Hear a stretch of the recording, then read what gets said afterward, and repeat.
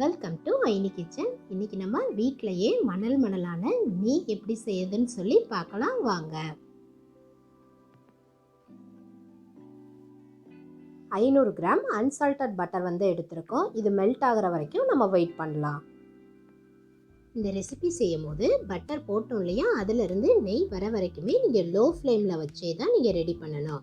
அப்படி பண்ணும்போது நமக்கு நெய் கலர் சேஞ்ச் ஆகாமல் நல்ல கோல்டன் எல்லோ கலர்லேயே உங்களுக்கு கிடைக்கும். கொஞ்சம் பொறுமையாக இருந்து நம்ம இதை காய்ச்சணும் அப்படின்னா ரொம்ப டேஸ்டியான நெய் நம்ம ரெடி பண்ணிடலாம். பாருங்க, இப்போ பட்டர் எல்லாம் நல்லா மெல்ட் ஆயிடுச்சு. இப்போ மெல்ட் ஆன பிறகு இந்த மாதிரி நுர நுரையா நமக்கு மேலே ஃபார்ம் ஆகும். இதை நீங்கள் அப்பப்போ கிண்டி கொடுத்துட்டே இருங்க. இந்த நுரையெல்லாம் நமக்கு நல்லா கீழே போய் படிய ஆரம்பிச்சிடும். பாருங்க, இப்போ கொஞ்சம் நமக்கு நுரையெல்லாம் கீழே போய் படிய ஆரம்பிச்சிருக்கு. 5லிருந்து 7 நிமிஷம் வரைக்கும் இதை அப்படியே வச்சிருங்க. பாருங்க, இந்த மாதிரி நல்ல நமக்கு டிரான்ஸ்பரண்டா கோல்டன் எல்லோ கலர்ல நமக்கு வர ஆரம்பிச்சிருக்கும். இப்போ இன்னும் கொஞ்சம் நம்ம ஒரு 5 மினிட்ஸ் கிட்ட வச்சிருந்தோம் அப்படின்னா நமக்கு கீழே இருக்கு இல்லையா, இந்த ஒயிட்டும் கலர் சேஞ்ச் ஆகிற வரைக்கும் நம்ம வச்சிருக்கலாம்.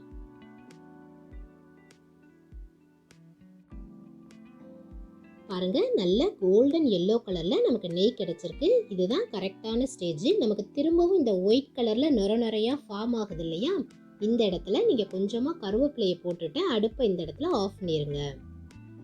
இது கொஞ்சம் ஆறுற வரைக்கும் இதை அப்படியே விட்டுருங்க. இப்போ நமக்கு நல்ல வேஸ்ட் எல்லாம் கீழே படிஞ்ச உடனே எப்படி இருக்குன்னு பார்க்கலாம். பாருங்க, இப்போ நல்ல நமக்கு வேஸ்ட் எல்லாம் கீழே படிஞ்சிருச்சு. ஒரு 5 நிமிஷம் கழிச்சு இதை நீங்க ஒரு பாத்திரத்துல ஃபில்டர் பண்ணி எடுத்துருங்க.